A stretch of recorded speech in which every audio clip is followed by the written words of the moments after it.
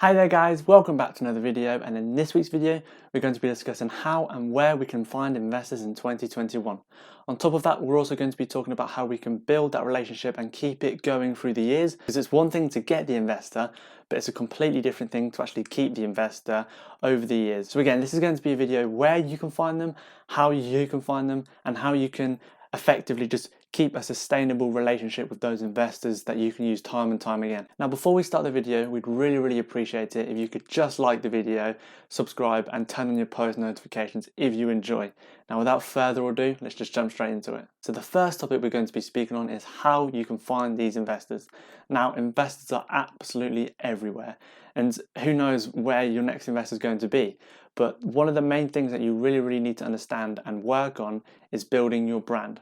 Now, essentially, this is probably one of the most important things we've done, probably our most successful thing as well. Now, when it comes to building a brand, it's really not that difficult. All it comes down to is consistency and having themes within your pages. So essentially, if you're looking to build a brand on social media, maybe this is through Instagram like we've done, essentially, when you're first starting out, you want to be as consistent as possible. And now when we sell premium property, the few things we did to build such a large audience essentially was first, consistency. We're posting every day, twice a day in fact, and then posting on the stories as well. On top of that, within those posts, we were having a consistent theme. So our two main colors are a gray and a blue, and you can see those all throughout our page. And now the reason people can identify us is based off those colors. So if you're posting consistently with those colors, with your own personal colors, then people are going to start recognizing you for who you really are. Now, building a brand can include loads of things. It doesn't just have to come down to colors. Essentially, it comes down to the value of the post. Now, when you're first starting out, especially in the property community, a lot of people are so supportive, but you also want to make sure that your content is very valuable. So essentially, when we first started, our content at the start just wasn't anything special. It was quotes, it was a few tips that we'd picked up, but we're just beginning, so not a lot of people would actually learn from those tips. Move forward a year, we've now completely decided that instead of consistency, we're going to be focusing on value. Although I do think it's very important that when you are first beginning your page, it's crucial to be consistent, but also make sure that the value is also there as well. Because again, no one's going to follow you if the value is just boring, they can get anywhere else, and it's just not interesting. Because at the end of the day, property is a business, or whatever sector you're in is a business, but you don't want to make it as corporate as possible, because a lot of people just find that boring. So you want to add some personality into that as well, which moves me on to my next point of getting yourself out there. Getting yourself out there is so crucial, because people really need to see a face behind the brand. It's all good posting quotes and tips, but what really gets people, and investors especially, is the fact that they know who they're going to be working with. So essentially, you could be doing photos, you could be doing videos. One of the best ways is to do videos and essentially just document your process. So maybe you're going on a viewing, document that whole journey. Because again, investors are looking for these kind of things. I can guarantee you, if you have a fairly established page, say you've got 600 to 1,000 followers, I can guarantee you will have an investor in one of those followers. Now the reason they're not messaging you is because they don't know too much about you, which moves me on to my next point of credibility. Now, credibility is kind of only when you're developing down the line. But say you've done viewings, say you've done a few projects, investors are going to see that and they're going to be like, well, then they know what they're doing, so they're going to come forward to you. So having credibility will help you significantly. It's probably one of the most important and, in a sense, easiest things when it comes to getting investors. Now what's not so easy is actually getting that credibility, which, if you haven't already checked out, there's a video a couple of weeks back which Harley did, which was absolutely phenomenal. And essentially what this video talks about is how you can build credibility when you're just starting. So if you do already have credibility, if you've got past projects, this is going to be a game changer for you. Just make sure you're documenting your whole journey, because investors will see that. Investors are everywhere. In terms of how you can find them, these are three of the best tips you can basically do. So building your brand, getting yourself out there, and having good credibility. Now, these things you can't do overnight, they take time, but when you perfect them, people will know who you are, and essentially investors will come to you. We didn't have any investors come to us for the first few months, but later down the line, come now, we're getting investors message us weekly, and it's absolutely amazing. It just goes to show the compound effect. The reason why people aren't necessarily too successful with this is because they don't have the patience to do so. Now that we've found out how you can potentially find them, we're going to be moving on to where you can find them, because again, it's all good actually knowing how to find investors, but you need to know what kind of platforms they're on. Now, investors are on all kinds of platforms, so again, it doesn't actually matter too much unless you're going to somewhere which is completely irrelevant that you just will not find investors. So the first one, and probably one of the most obvious and probably the most effective, is social media. Everyone's on social media now. 100% of our investors have come off social media, and we've capitalized off that significantly. Again, it comes down to how we've done it. So building a brand, getting that credibility, putting ourselves out there. Social media is a great platform for this, and it's completely free. Now, whether you want to get paid ads involved as well, you could generate some serious leads off that, and it's really not too expensive if you actually know how to market yourself. Now, the main social media that we use is Instagram. Okay, most of our investors have come from Instagram, but another good platform is Facebook groups. Now, Facebook groups are tremendous. Again, you want to get into groups that are specific to your niche. So for example, if you're in property, join a ton of property groups. Again, we're in about 10 and I have over 3,000 members in. So just think about that. That's a crazy amount of people that you're going to be reaching towards. So yeah, the reach on Facebook groups is absolutely amazing if you join the right groups. Because we're in property, we join a lot of property groups. And essentially all we do is we just ask where people invest. We get to know them a bit more, we get to message them directly, build up that relationship with them, and essentially, hopefully, we can one day work together.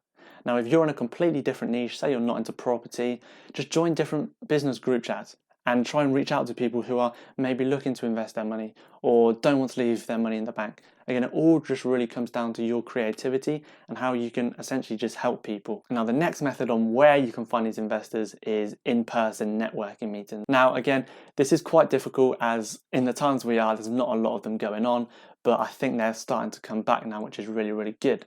Now, in-person networking can be great, but you need to be careful about what niche you're in. So with us in property, we need to be careful that we're not just going to property networking events because almost everyone there is going to be doing the same thing, looking for investment. So we go to business networking events where it has a span of people from all over different industries. Now, essentially what we do is we can pitch ourselves and then if people are interested, then we can get working together. But again, the thing about in-person networking is people can see you face to face, they know who they're working with, which kind of can be a downfall to the social media side of things. But again, if you're putting yourself out there, then it shouldn't really be too big of an issue. Now, another one which is kind of underrated is referrals. So essentially, this is quite hard if you are just starting out, as you won't really have anyone to refer out to. But if you've already done a few past projects, you've already worked with a few investors, then this will come in so helpful to you. So essentially all you can do is have builders and past investors, just word of mouth really. Now essentially with referrals, there's not much you can really do if you haven't really done anything before. But if you have done stuff before, you can use the people you've worked with and try and capitalize off them in order to get new investment. So for example, if you've worked with past investors, maybe they can pass the word on that you're really good to work with. Now again, this goes both ways, all right? If you're not good with investors, then they're going to be saying negative things about you. So you do want to be very careful and make sure you really do understand what you're doing. But likewise goes for if you work with an investor before and you've done a really good job for them, you've got an amazing return on their money, then without a shadow of a doubt, they're going to be passing on to their friends who hopefully will come forward to you. Now, in conclusion on where you can actually find these investors, like I said at the start, you can find investors absolutely anywhere. You just have to be really creative about it, but also kind of smart about it because everyone is looking for investment. You just have to be the one that stands out from the others. So obviously some of the best platforms you can use social media, in-person networkings when they come around, but they're really good, and referrals if you can do so. But once you can do all three of these, then I'm sure you will get some investment. Now moving on to probably one of the most important things, and it's kind of something that's kind of underlooked in the fact that most people are just looking for the investment, but they don't actually know how to build up a sustainable relationship with the investor. Now, it's all good, it's all easy finding that investor, but if you can't actually build up a sustainable relationship with them, then you're not really going to be using them over and over again. Now, the best kind of investors you want is essentially maybe just a small circle of investors that you can consistently go to. I know people that have thousands of investors, but they're not all reliable. Now, you can make up your own mind in the fact that if you want 1,000 investors that aren't all reliable, or you want a group of 10 who are 100% reliable and will always be there because they trust you. Now, when it comes to building relationships, it all comes down to trust. When you're first starting, it can be very difficult to build that trust because that investor doesn't actually know what you can do. But once you've provided them with results, then they'll be aware of what you can do. and hopefully work with you going forward in the future. Now, some of the best ways that you can consistently build these relationships, I've got 3 tips and they're fairly simple. So the first is keep in regular contact. Not enough people message their investors weekly. Now again, this might sound a bit needy, but it's so important. Now when it comes to our investors, we're messaging them at least once a week. Now what we're saying when we're messaging these investors is just giving them a bit of an update really, how we're doing, how we're finding things and how their money is really. But then again, you also want to add a bit of personality to it. So don't always just talk about business, maybe talk about how their weekend's been, what they're doing for Christmas, because again, not a lot of people do this. People are way too corporate with it. So if you just add a bit of personality into it, investors are really going to appreciate it. Now something we do, and it's so important that we think everyone else should do, is do something different.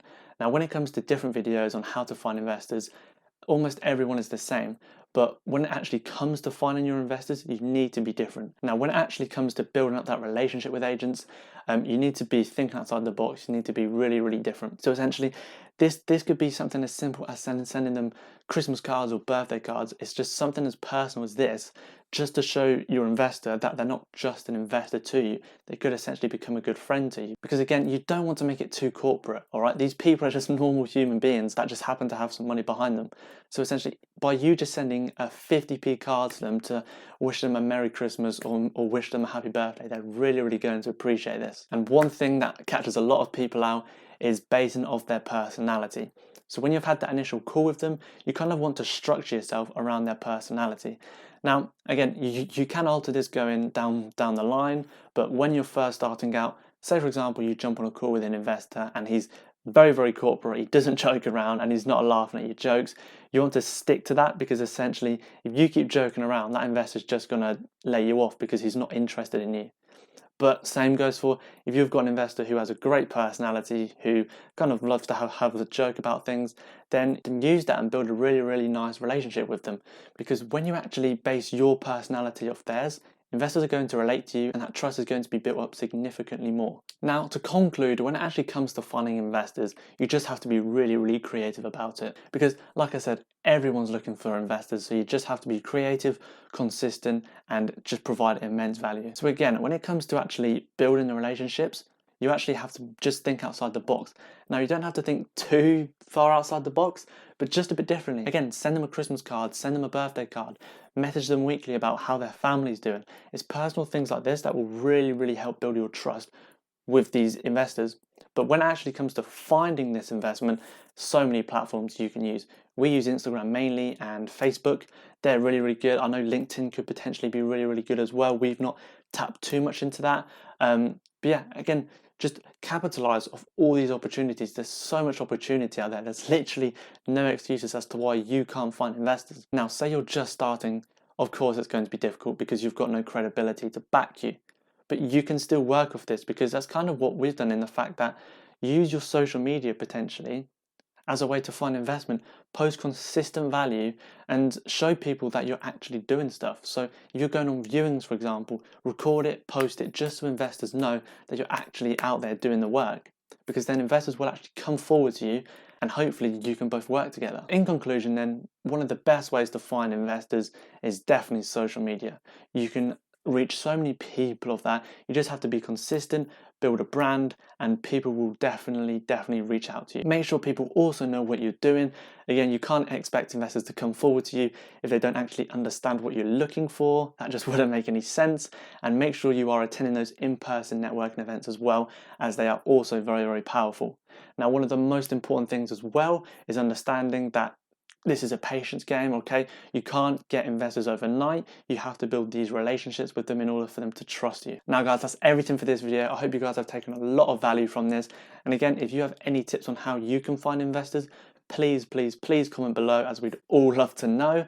But again, I hope you guys learned something new from this. And if you did, make sure to like the video, comment below, and hopefully subscribe as well. Until next week, we'll see you soon.